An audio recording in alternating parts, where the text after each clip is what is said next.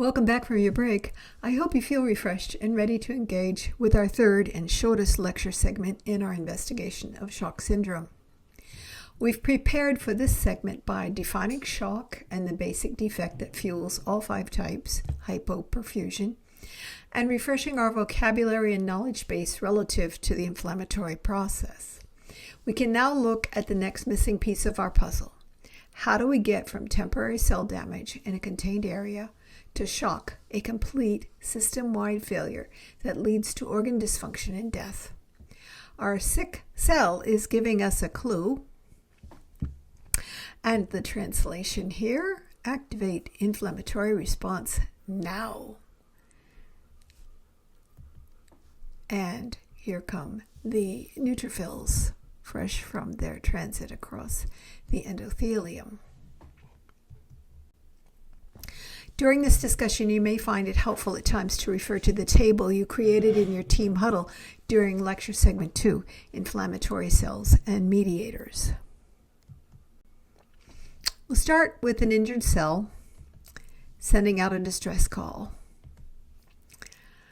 Damage-associated molecular patterns are released by injured cells, and if this were an infected wound, PAMPs, pathogen-associated molecular patterns, would be released by pathogens as well. These attach to pattern recognition receptors on neutrophils. That's what the PRP is for.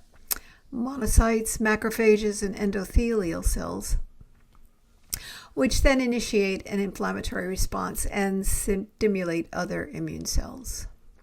Recall that the innate immune system responds to any injury, mechanical, thermal, or chemical, not just to pathogens.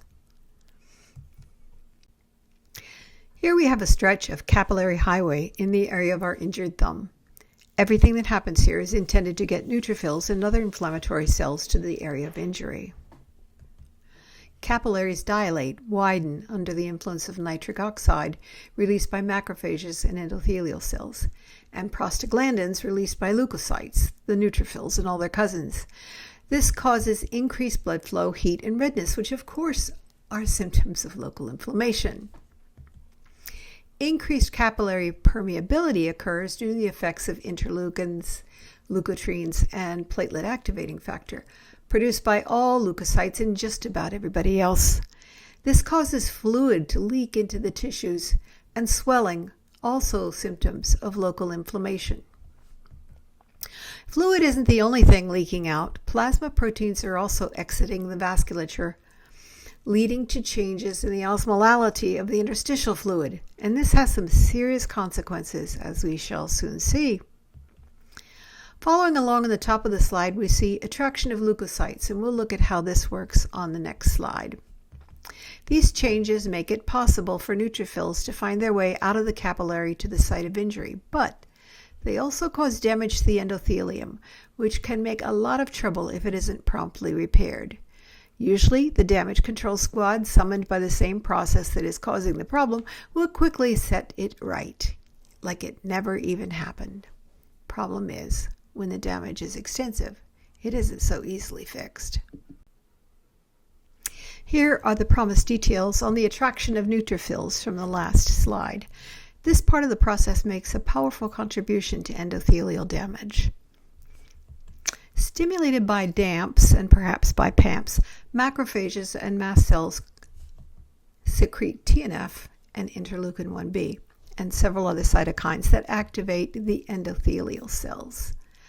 The endothelial cells then capture circulating neutrophils. It's a bit more aggressive than just attracting them, as was described. The captured neutrophils drop and roll along the endothelium. They get stuck. They creep or crawl for a while, and then they get really stuck. And all the while, these hostages are adding their own cytokines, TNF and reactive oxygen species, further damaging the endothelial cells and widening the gaps between them.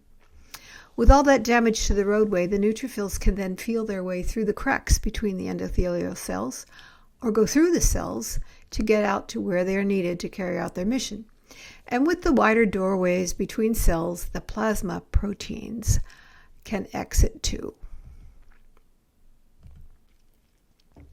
Let's give our attention to how fluids, oxygen, nutrients, and waste products normally circulate into and out of body tissues and organs. Known as the Starling principle of fluid exchange, the movement of fluid between blood and tissues is determined by the balance between two forces: hydrostatic pressure, the pressure of the fluid within the capillaries with the added force of cardiac contraction, pushes fluid out of the vessel into the interstitium.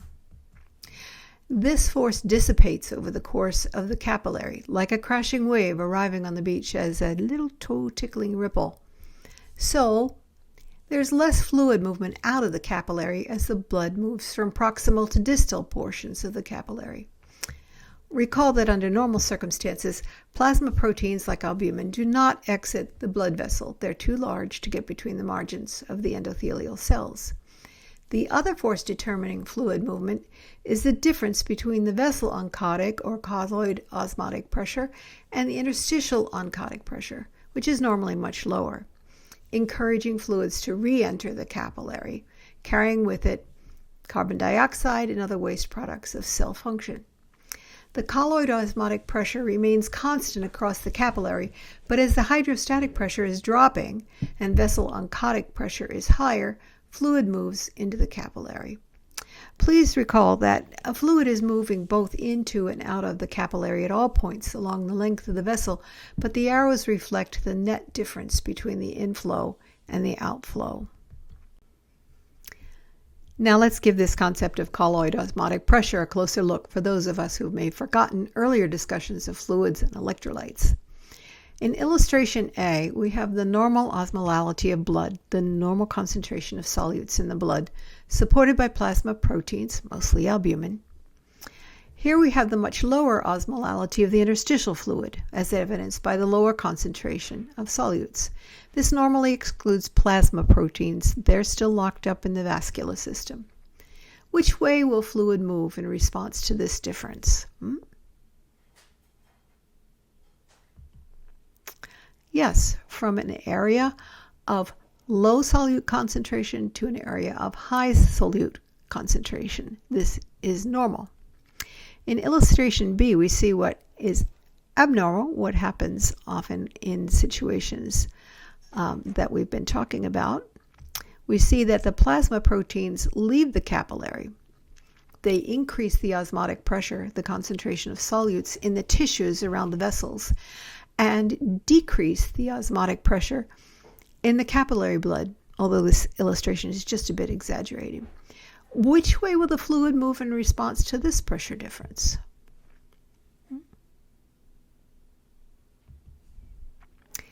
Yes, escape plasma proteins are attracting more fluid into the interstitial compartment and preventing its re-entry into the capillary, causing swelling. And if the event is large-scale, organ congestion and dysfunction, intravascular dehydration, hypotension, and impaired delivery of oxygen to the cells and removal of CO2.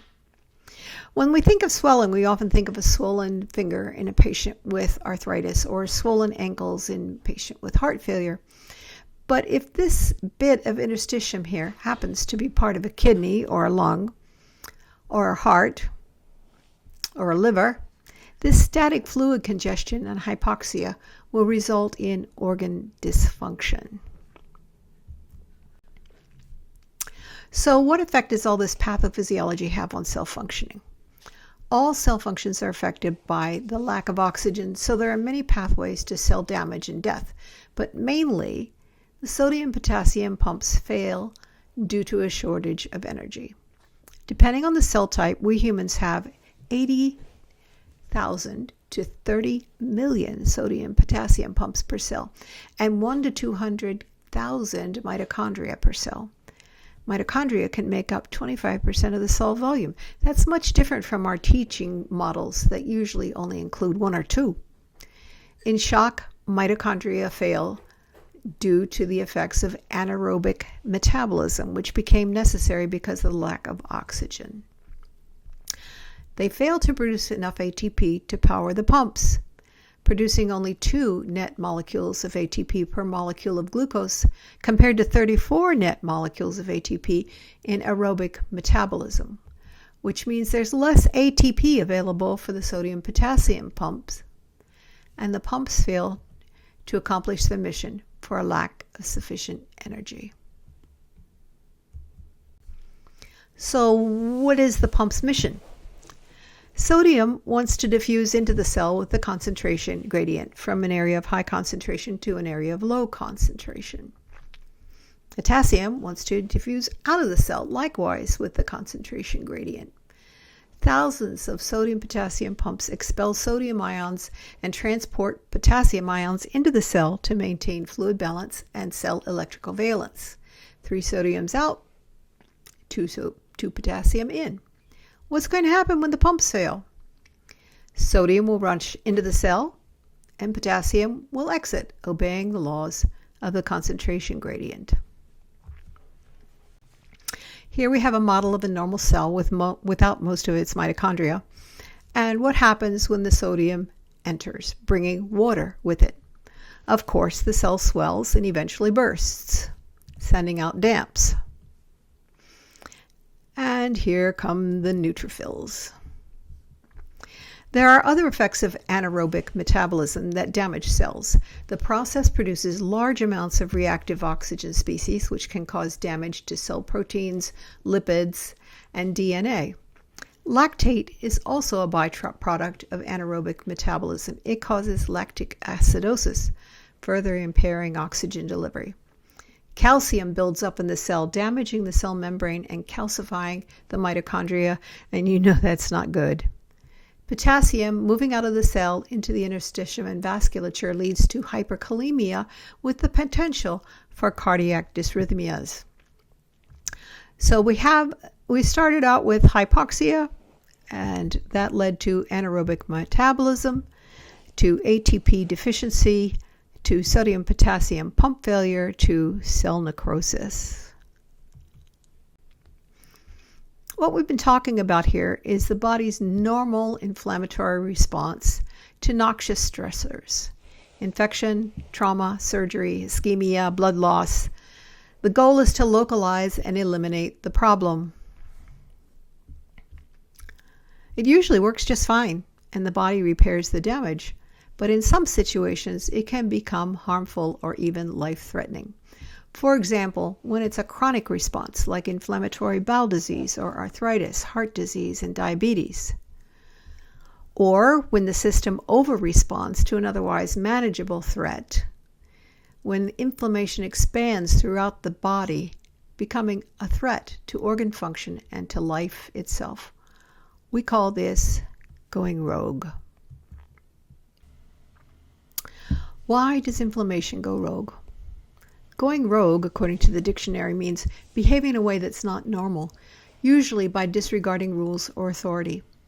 So there are times when inflammation is no longer obeying the rules, or it has a new rule book we don't yet understand. Imagine this process we've been discussing, already damaging so many capillaries just for an injured thumb, expanded to engulf the entire body. What was intended to be defensive becomes offensive, often leading to multiple organ dysfunction and death. This rogue process has been under investigation since our early experience with COVID-19, when we learned that mortality was most often not caused by the virus itself, but by an exaggerated immune response. Cytokine release syndrome, or sometimes called cytokine storm, is a severe subtype of SIRS. It involves overproduction and release of cytokines. So we call it a cytokine storm. That's cool. Even if escalation is not a response to an actual threat, like a massive blood loss or overwhelming sepsis, this Jekyll and Hyde transformation can still occur. But what triggers it? I'm afraid I can't give you a definitive answer on that, but we do know a bit about how. The assumptions being made that the balance of pro-inflammatory and anti-inflammatory elements of our immune system is somehow disrupted. This is also how we believe, on a smaller scale, chronic inflammatory diseases function. When the pro-inflammatory elements get the upper hand, balance is lost, the process goes rogue. And when cytokine storm hits, whether it's SIRS or CRS or cytokine storm, we get everything, everywhere, all at once. increased hypovolemia and interstitial edema, decreased oxygen delivery, increased hypoxic cell tissue and organ damage and failure, and cascading inflammation all over the body.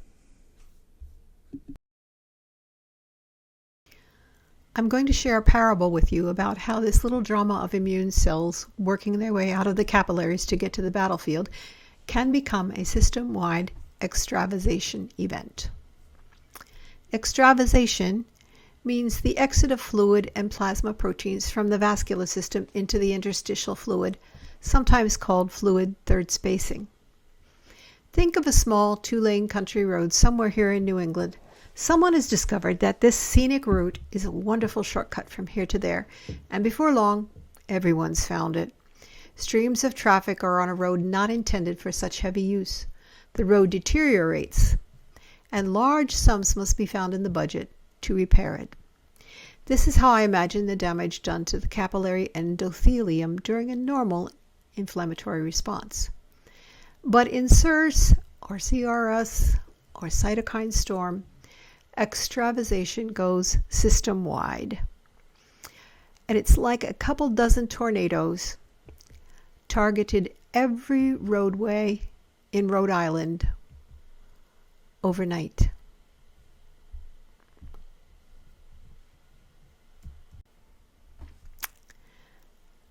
Time for a break.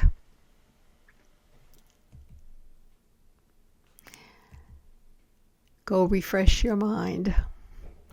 This is our midpoint lunch break lasting 30 minutes. I will be starting promptly with a Q&A session over the normal and rogue inflammatory response, and then move on to shock diagnosis, stages, and collaborative management.